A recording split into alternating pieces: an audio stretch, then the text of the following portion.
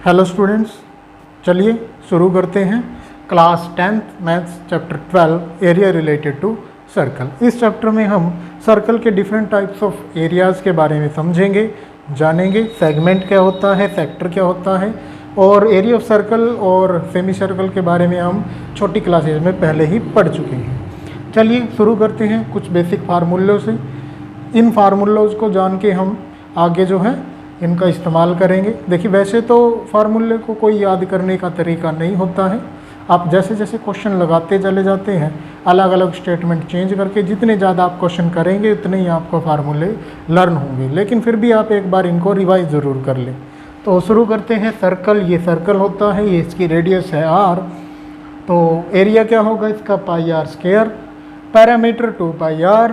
तो ये पैरामीटर, ये बाउंड्री जो होती है, ये तो पैरामीटर बाउंड्री जिसको बोलते हैं, 2 पाई आर सर्कमफ्रेंस भी बोल देते हैं, और एरिया इसके अंदर का पार्ट। तो ये हो गया पाई आर स्क्वायर 2 पाई आर, जो आप पहले जानते हैं। उसके बाद सेमी सर्कल, आधा सर्कल।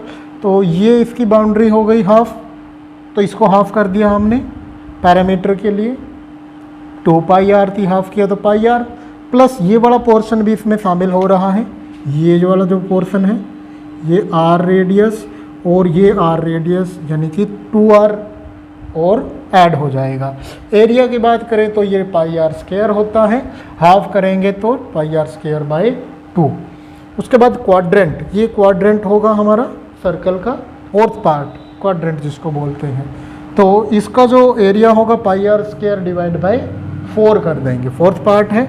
लेकिन जो सर्कमफ्रेंस बनाएंगे, देखो 2 पाई आर होती है पूरी बाउंड्री, 2 पाई आर होती है, तो उसको 1/4 कर देंगे, पाई आर बाय 2 हो गया।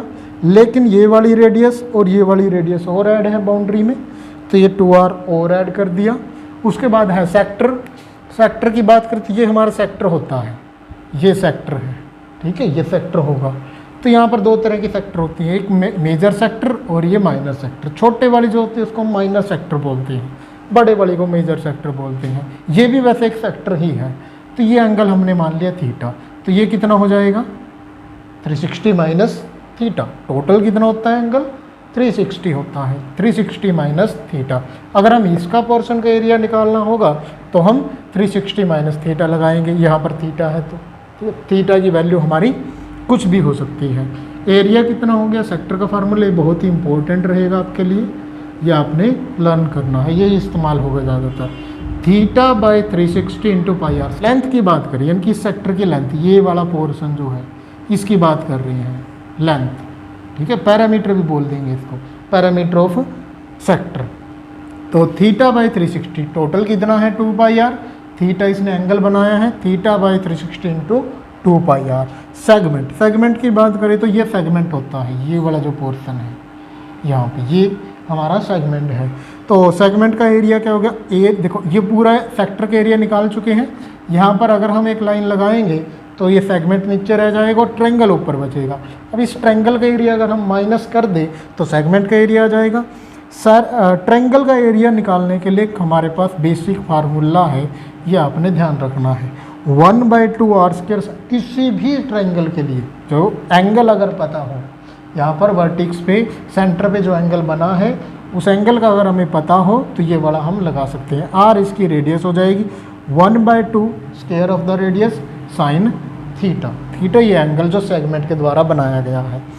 तो सेक्टर का एरिया था theta by 360 into pi are square, उसमें से माइनस कर दिया ट्रायंगल का एरिया, तो हमारे पास ये सेगमेंट का एरिया। ये हमारे कुछ बेसिक फार्मूले थे, ये आपने लर्न करने हैं। इसके बाद हम अगला क्वेश्चन करेंगे, क्वेश्चन नंबर 1 12.1 एक्सरसाइज से, ठीक है।